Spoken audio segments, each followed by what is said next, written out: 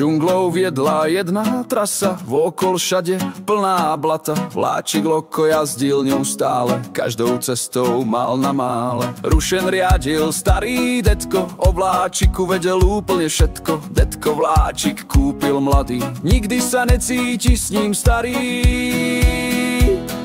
Loko, loko, loko, jazdí džunglou s detkom okolo. Loko, loko, loko, komínom dým fučí vysoko.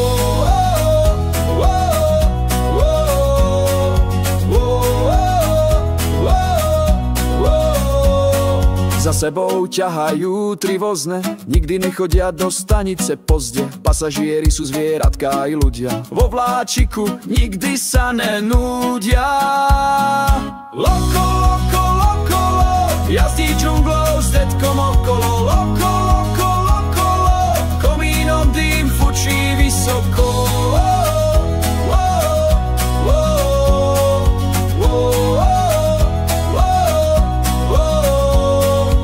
Jeden deň raz išli v búrke, spadol strom na kolaj v ceste. Zastavili vlak pred stromom náhle, čo teraz robiť, nevedia práve.